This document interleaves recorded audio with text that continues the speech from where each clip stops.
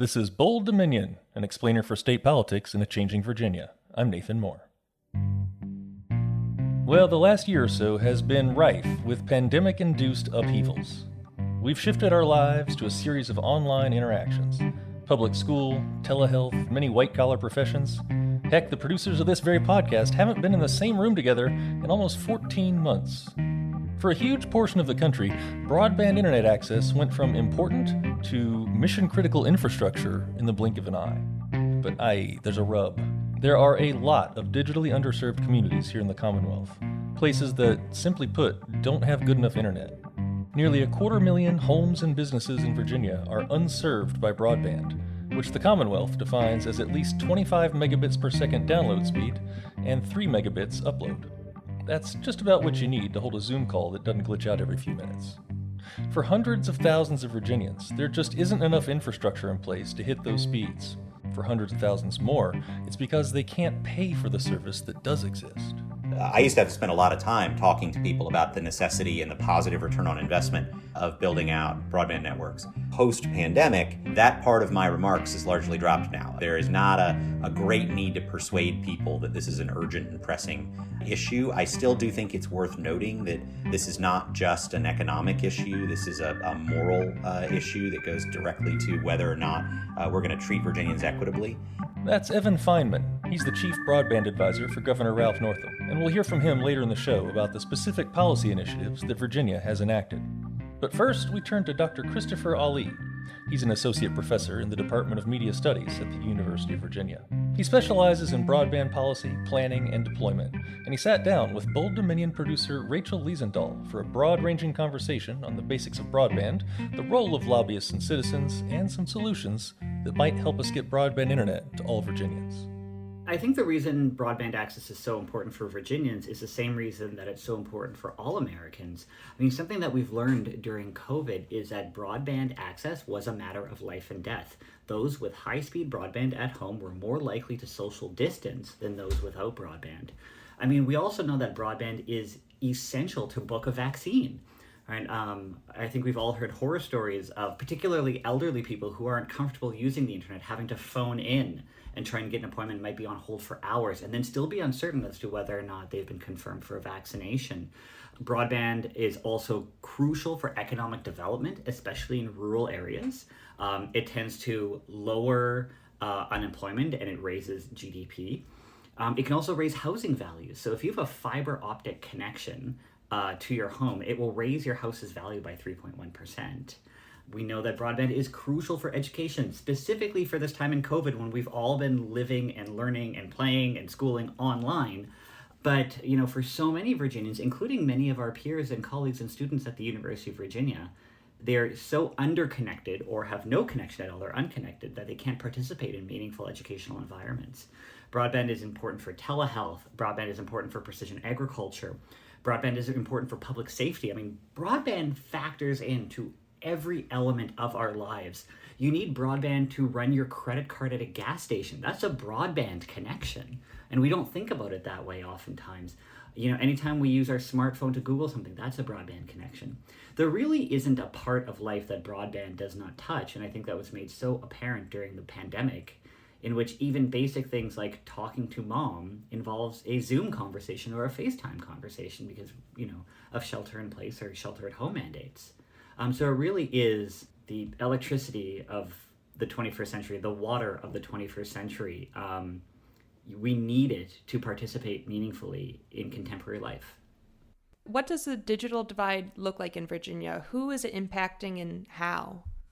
The digital divide is impacting three communities, first and foremost. One is rural Virginians, right? If you go south of Nova or west of Hampton Roads, the rest of Virginia is incredibly underconnected and unconnected. I mean, even if you leave Charlottesville, Albemarle County is not particularly well connected, although they're making some great inroads. So first and foremost, rural Americans are suffering from unconnection. What we see in urban areas is minority communities, Black, Latinx, and particularly low income, which often will intersect with other minority factors.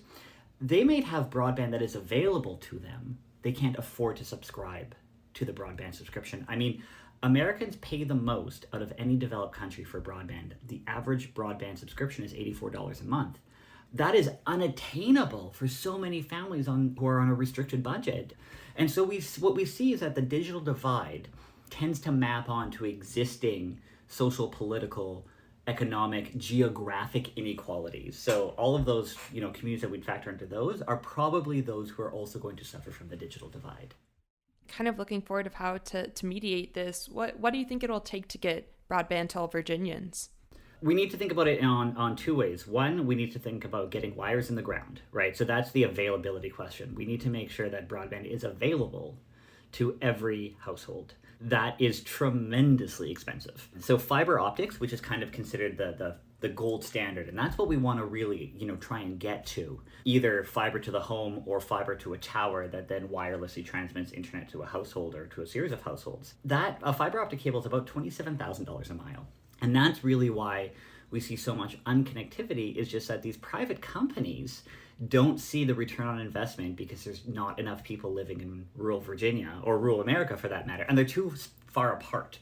So if it's a wire that's $27,000 a mile, and you're only connecting 2 households, that's a lot different than if you're in Arlington or if you're in Charlottesville where you can connect a block in a mile, right? That's no excuse, but that's their reason why. So we need money to get wires in the ground. We also need money to subsidize broadband. These private companies, are generally unwilling to lower their prices. They haven't yet bought into this idea that broadband is a social good and a public good, or a club good as it may be. We're seeing some changes, particularly we're seeing some electric cooperatives get into broadband provision, and there we're seeing them deploy fiber at lower prices. So I'm a huge fan of the Central Virginia Electric Cooperative. They have a program called Firefly. It's going to roll into Albemarle pretty soon. That's made Nelson County the most connected county in Virginia.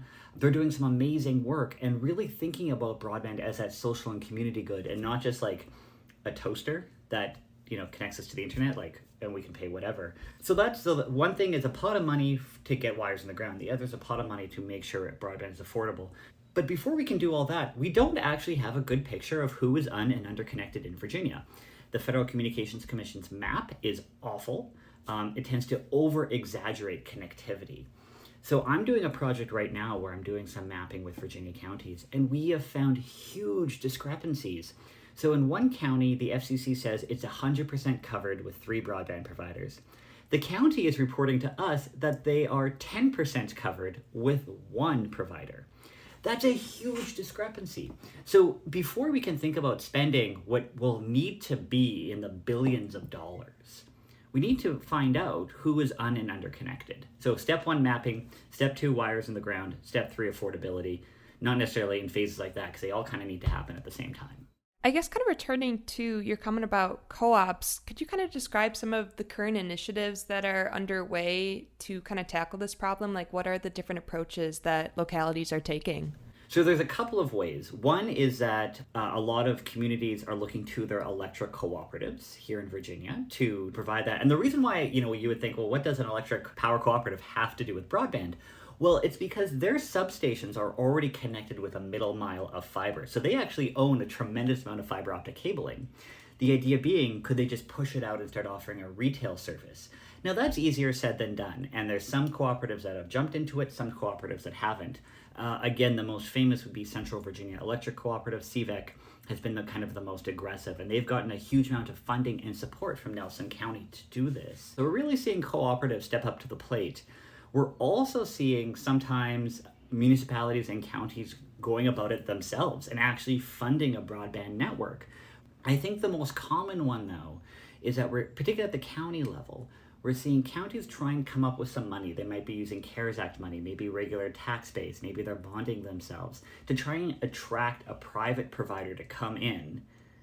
Because again, these private providers are saying, no, you don't have a market. So if counties can say, well, but we can offer you this incentive, this financial incentive to come in, sometimes that's successful, sometimes that hasn't been. Sometimes these communities just can't find a dance partner. And this is particularly true of the least dense communities. Powhatan County, for instance, just is really struggling to find a private provider who's willing to provide for them. So there's all these different methods and modalities, but I think the really important thing is that this can't be done simply by turning to the private market. These counties are learning to either go about it themselves, find a cooperative, or offer some sort of cash incentive. So it's going to end the digital divide is what I've called an all hands on deck approach. It's going to take counties, it's going to take municipalities, it's going to take the state, it's going to take the federal government, it's going to take private providers, it's going to take cooperatives, it's going to take entities that I don't even know about yet, but everyone has a hand in making sure we're all connected.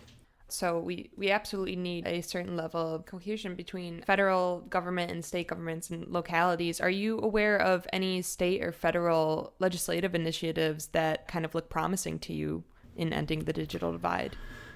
Oh, definitely. There's tons. So first of all, in the state of Virginia, we offer about $19 million in grant through the Virginia Technological Initiative. And that's run through the governor's office, or the broadband office, which is associated with the governor's office. So there's that pot of money. Virginia also got, as many states did, a tremendous amount of CARES Act money from I guess a year and a bit ago. And they parlayed 30 million of that for fast action broadband grants. So just trying to get money out into communities.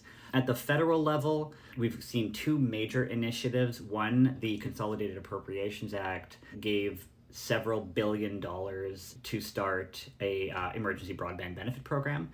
And what that is designed to subsidize broadband subscriptions for low-income families at $50 a month, which is tremendous because the previous subsidization was $9 a month, $9.25. So we're, $50 means you might be able to actually subscribe to a broadband subscription. And that goes up to $75 for tribal families, which is so crucial because something we don't talk about enough is the tribal digital divide, which is even worse than the rural digital divide. We've also seen in the American Rescue Plan Act, several more $1 billion that will go to schools and libraries, because they've become such crucial players in this capacity. Last but not least, the president announced his ambition for a multi-trillion-dollar infrastructure package, and that, I think he was calling it the American Jobs Plan, that was promising $100 billion for broadband. And why that number is so crucial is that in 2017, the FCC estimated it would cost $80 billion to connect this country with fiber to the home. Now, they were relying on those bad broadband maps. So now, we're finally seeing the president get behind this and push $100 billion, which really, if it doesn't solve the digital divide, it's going to get super close, the closest we've ever been in history. And so I'm really excited, but he's going to have a tough battle on his hands in Congress to get that through. So one thing I'm kind of curious about is we obviously do need a level of private cooperation to close the digital divide. Is there anything that we're failing to do in terms of regulating internet service providers or kind of just directing them towards what's needed? Yeah, the problem is we don't regulate internet service providers, and we don't because of we got rid of net neutrality, which really means the FCC has a really hands-off approach when it comes to internet service providers. What we found, this became very apparent at the early days of the pandemic, when a lot of people started losing their jobs and started worrying about can they afford their broadband subscription, and the FCC, rather than tell or command ISPs not to shut off these customers and not to impose data caps, had to kind of go hat in hand and ask them to promise not to. And this became something called the Keep Americans Connected Pledge. And, to their benefit, most private providers signed on and said, yes, we will not disconnect you if you can't pay. We'll offer an affordable package. We won't mandate data caps on cell phones and stuff like that. But that only lasted till June 30th. And now we're starting to see some rumblings about whether or not people will be disconnected because they can't afford to pay. And when I say June 30th, that's June 30th, 2020. The pandemic's been going on, and while we're seeing economic recovery, a lot of families are still hurting. And now these companies are certainly under no legal obligation, but they haven't even made any more promises to keep people connected to the internet. So I at the very least, I wish they had a moral incentive to keep people connected. But right now, until the FCC mandates net neutrality, or at least reclassifies broadband providers under Title II of the Telecommunications Act, there's really nothing we can do to make sure Americans stay connected. Kind of going off of ISP, so obviously there's this huge profit incentive there. Do we see ISPs or the related lobbying organizations kind of working against local efforts to get connected? Yes and no. I think that I'm going to be cynical here for a second, and I think that the largest ISPs are in it. They support broadband funding so long as they're the ones getting the funding.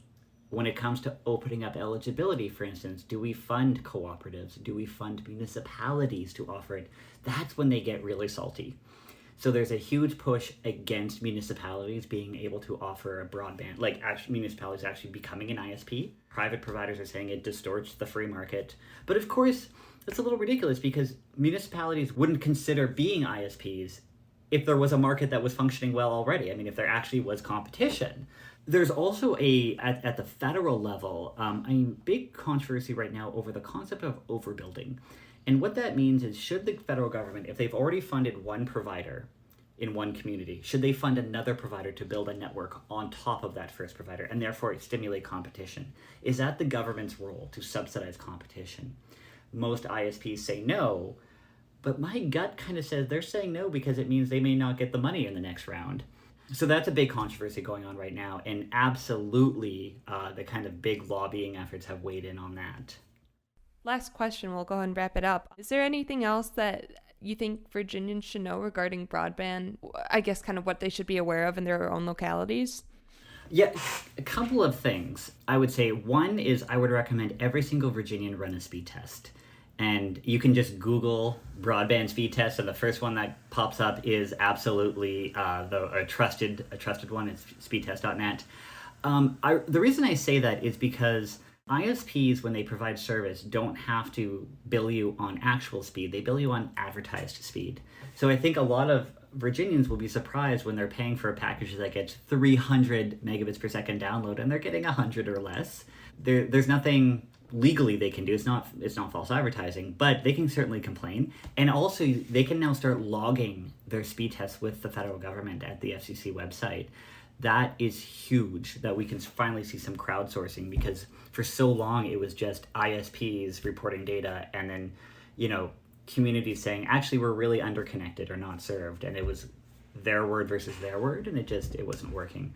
The other thing is to think about advocating for broadband at the county level. Boards of supervisors are playing a tremendous role in broadband, either sometimes keeping it out or inviting it in.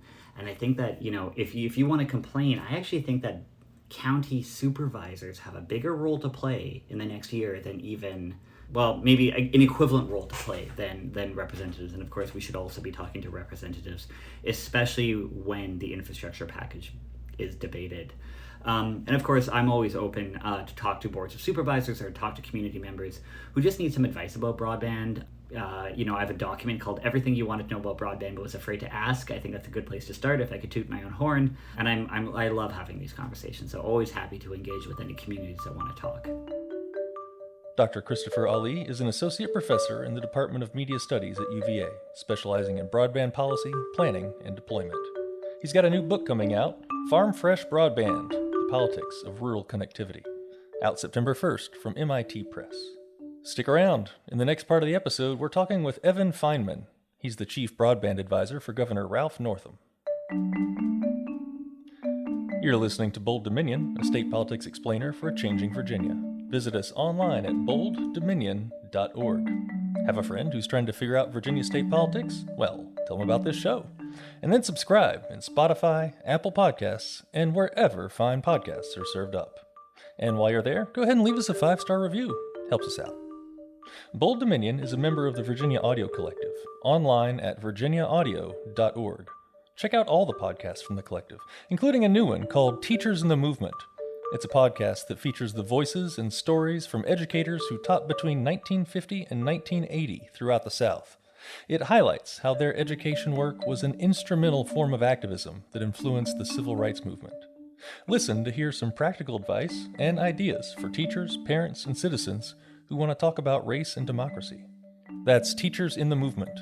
Listen and subscribe at virginiaaudio.org. When Governor Ralph Northam took office in 2018, he announced a plan to achieve universal broadband access in Virginia within 10 years. So, how are we doing on that front? For that, we turn to Evan Feinman. He's the chief broadband advisor for Governor Northam, and he sat down with Bold Dominion producer David Hunt to talk about how our state government actually plans to get things done. Since the governor has taken office, we have directly supported connections to over 140,000 homes and businesses. Additionally, through policy changes, enticements, and local and provider support, we've supported more than 100,000 additional non-state funded connections being made. And then the private sector has continued to make connections as well. That is a really exciting amount of progress, and we know that we've closed a significant portion of the digital divide. I think it's very likely that you'll see that Governor Northam will have accomplished more than half the job by the end of his 4-year term.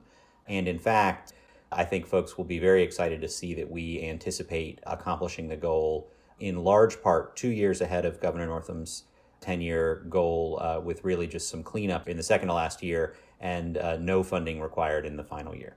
What steps are in the works right now that you expect to have an impact on the number of people who have access in the next few years? Well, so the state broadband program really proceeds along 3 tracks. The first is making policy changes, and we're able to do that, of course, pretty easily within the executive branch, as our boss, the governor, is the director of the executive branch. We also make policy changes in partnership with the legislature, and so we've done a number of different things to speed and reduce the cost of broadband deployment there. We also have stood up a large team inside the Department of Housing and Community Development that acts as advisors for local governments and units of local government. This is a space where there were a lot of issues related to the ability of local governments to get good advice and not rely on paid consultants who often overpromised and underdelivered. The third, and this is where kind of the rubber hits the road or the fiber hits the pole, I guess, we have our grant-making operation. And the reason we need to make grants is because a fundamental math problem has prevented the private sector from solving this problem on its own. And that is that a mile of broadband infrastructure costs effectively the same amount in Arlington as it does in Allegheny. The downside is you can get a bunch of customers in Arlington, and there are far fewer customers to be had in Allegheny, particularly along any given mile.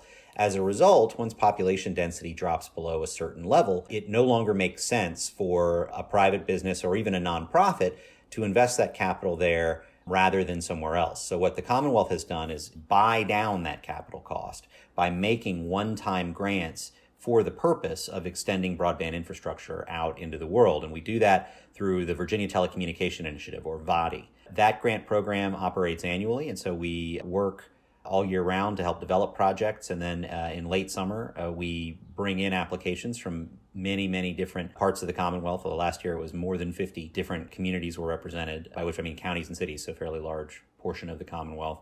Then we score all those projects and we award those that meet our criteria, are fast enough, connect enough community anchors, and most importantly, our core metric is the cost efficiency of the project. What we want from applicants is consistent focus on cost-effective delivery of these networks. And we've been very effective in that space. Our current program is about 3.5 times more cost efficient than comparable federal programs. And our build times are much faster. In general, awardees of our builds complete their build out between 1 and 2 years, whereas federal awardees have between 6 and 8 years to complete their builds. Something I'm also concerned about is the cost to the consumer. What steps are being taken to make sure that broadband is not just accessible, but also affordable? There are 2 sides to the digital divide. There's the access problem, which is the question of whether or not you have infrastructure to get online, and then there's the affordability problem. The affordability problem is, without question, the more challenging of the 2 policy areas. We know how to solve the infrastructure problem. It's merely a question of political will and resources. On the affordability side, we're really proceeding along a couple of different tracks. One is we've got a pilot right now with our Department of Social Services where we're hoping to build the architecture of a program whereby citizens with whom Department of Social Services already has a relationship is able to draw down any benefits that they already have available to them at the state or federal level, combine those, and then act directly as the payer on behalf of that citizen to an internet service provider to get them online. Right now, that pilot has a very small amount of funding where it's mostly about figuring out the structure by which we do that and then working with our federal partners to get things in line so that we're able to do that. But we do believe that's going to be able to eventually allow us to aggregate demand among low-income households. And then because, DSS is a very reliable payer, we should be able to entice even those ISPs that don't have low-cost plans to offer service to that aggregated group of low-income Virginians. That will be the primary means by which low-income Virginians, particularly in rural areas, get service. In denser urban areas, we've worked along a couple of different tracks. There will be some work through the DSS model. There will also be work to build out locally owned or controlled networks or to entice private sector network providers to offer free service to targeted disenfranchised or minority or low-income populations. We're frankly indifferent to the model, provided the model is effective. What we want to make sure happens, though, is that where it makes sense to create new infrastructure to get poor Virginians access to the internet, we're able to do that. And so we're optimistic that we'll be able to do that with forthcoming federal funds. But until we get word from the United States Treasury on how we're able to use those funds, we can't say for certain yet that we'll be able to pursue that avenue.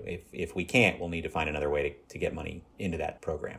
What are the significant obstacles on the path toward universal affordable broadband access in Virginia? The biggest obstacle is the population distribution and math. The simple fact is infrastructure is expensive by its nature. It is slow to deploy by its nature. And in areas where there is not going to be enough revenue generated by that infrastructure, you simply have to find financial support. I think we are well ahead of our neighboring states and, in fact, our sister states across the country in this effort. That's largely because Governor Northam made this a priority prior to the pandemic.